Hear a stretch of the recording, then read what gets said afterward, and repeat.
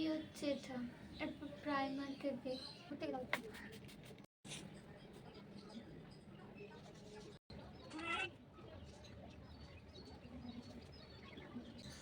Pose দাও model.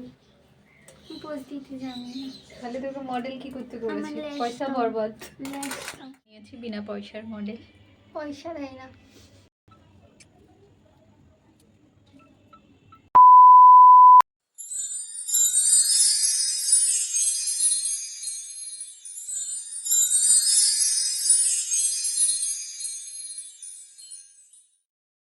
Hi everyone, welcome back to my channel. চলে এসেছি আরও একটা নতুন ভিডিও নিয়ে। ভিডিওটা দেখে তোমরা বুঝতেই পারছো যে কতটা ইন্টারেস্টিং হতে চলেছে ভিডিওটা।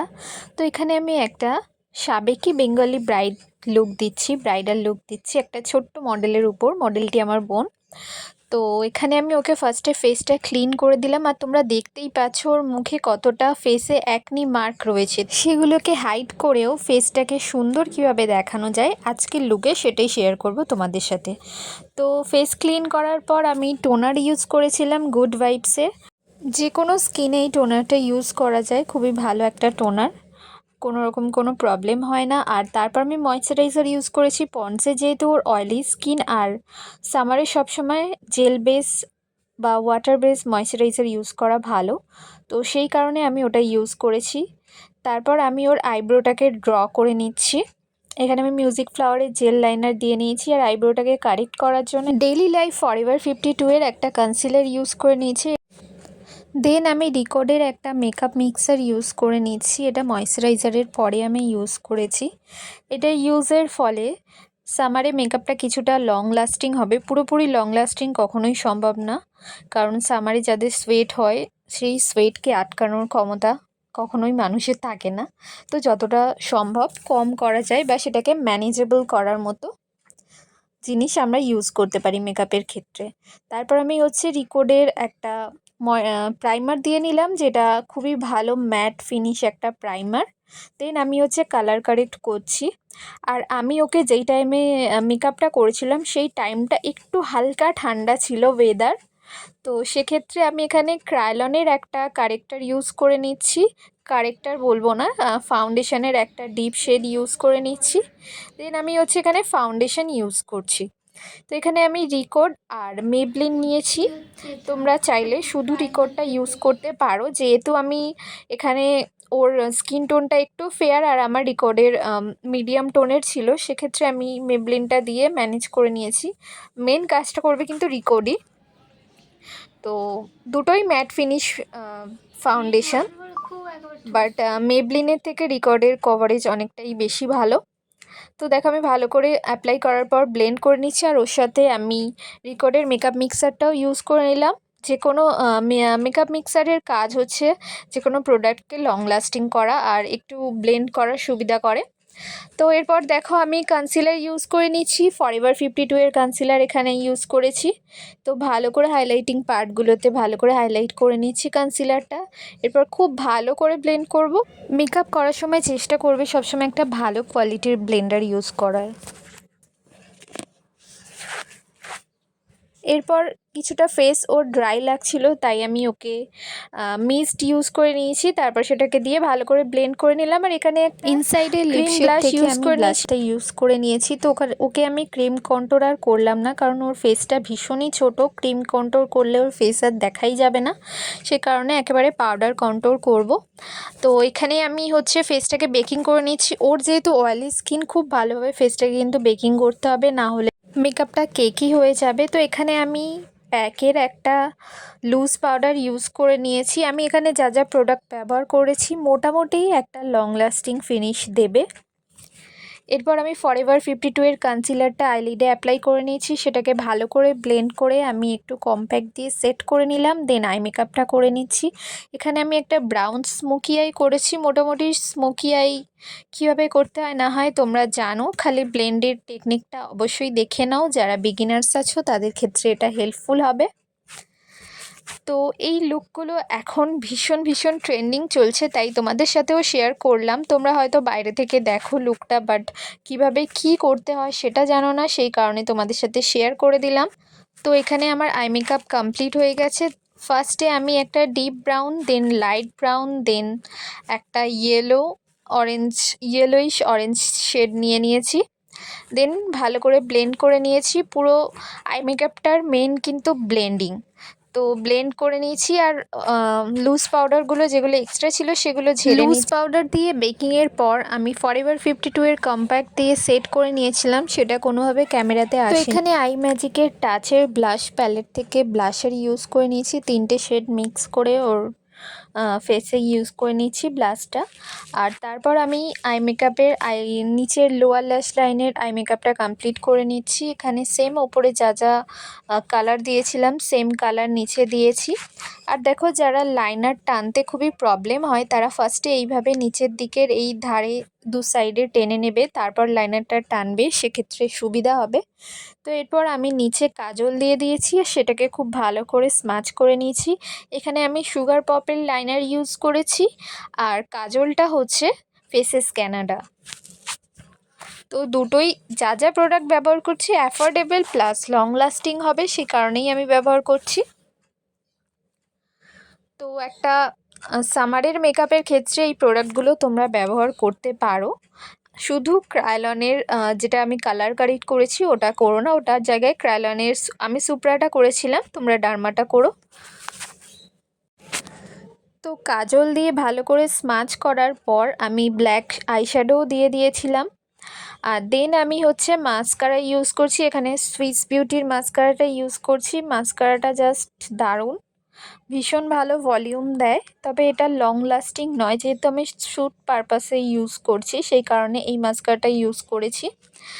তবে এটা ওয়াটারপ্রুফ না হলেও অনেকক্ষণ স্টে করে কিন্তু।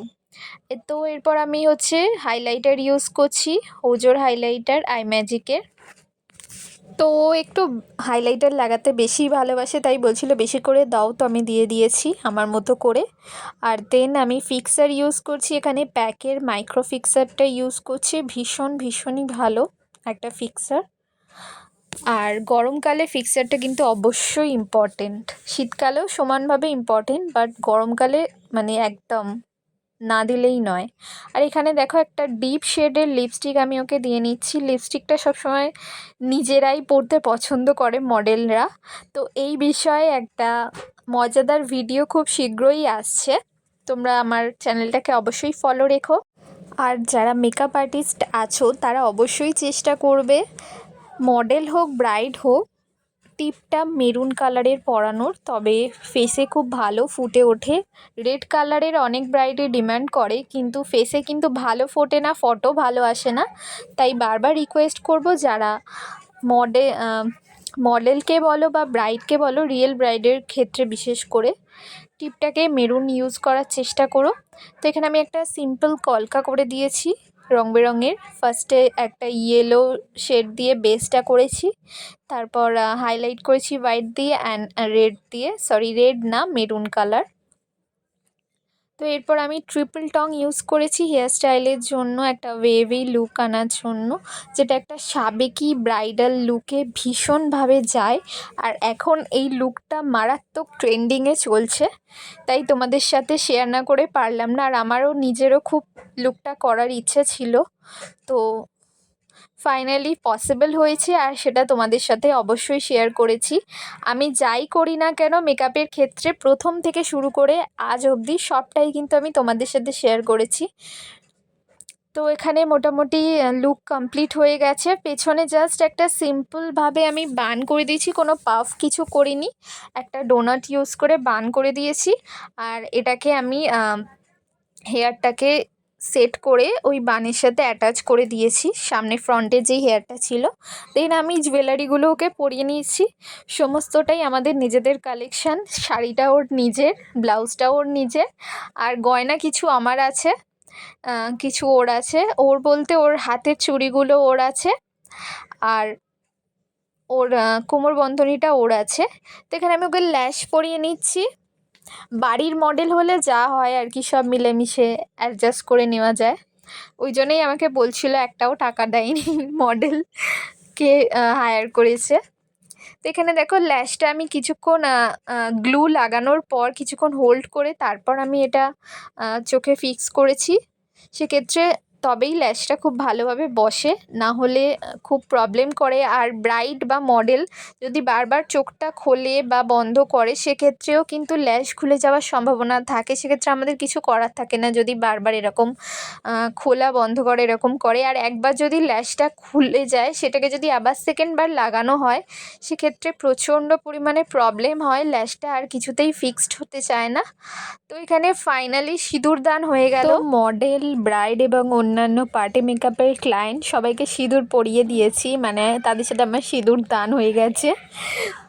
তো যখনই তাদের সিঁদুর পরাই বাড়ির লোকজন বলে যে তোমার সিঁদুর দান হয়ে গেল। এখানে ওর মুকুটটা আমি পরিয়ে দিচ্ছি। মুকুটটাও আমাদেরই, আমার একটা ফ্রেন্ড আমাকে এনে দিয়েছিল গড়িয়াহাট থেকে। ভীষণ সুন্দর মুকুটটা, আমার ভীষণ পছন্দ হয়েছে। আর এই লুকের সাথে জাস্ট মুকুটটা দারুণ লাগছে। টিকলি পরাবো ভেবেছিলাম, বাট শেষ অবধি মনে হলো যে টিকলিটা এর সাথে যাবে না। আর নাকেরটাও। 1,000 years later. এখানে লুক কমপ্লিট হয়ে গেছে, ও এখন ফটোশ্যুট করতে ব্যস্ত।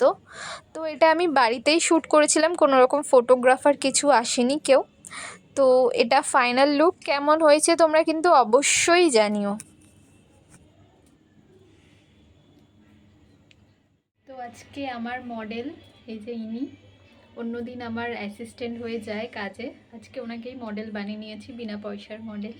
পয়সা দেয় না, এত ভিখারি। गजब बेइज्जती है।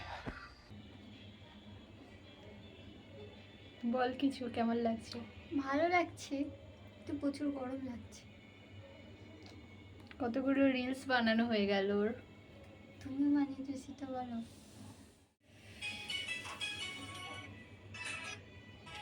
শ্যুটের পর ব্যাকগ্রাউন্ড এই যেরকম অবস্থা হয়ে আছে,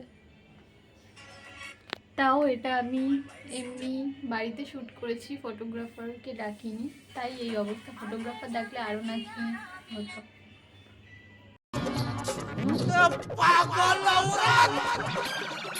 আমি একটা ব্লগ করছি, ওর ভিডিও বানিয়ে যাচ্ছে। তোমরা দেখে বলো লুকটা কেমন লাগছে, আর ভালো লাগলে অবশ্যই জানিও। আর ভিডিওটায় অবশ্যই একটা লাইক, কমেন্ট, শেয়ার আর সাবস্ক্রাইব করে দিও। ও অনেক আগেই টাটা করে দিয়েছে, ভেবেছে ভিডিও এক্ষুনি আমি শেষ করে দেবো। এখনও ওর দেখো ফটো তোলা শেষ হচ্ছে না। ঠিক আছে, চলো টাটা, সবাই ভালো থেকো। আমার দশা পুরো ভিখারির দশা, ঠিকই বলেছে ভিখারি।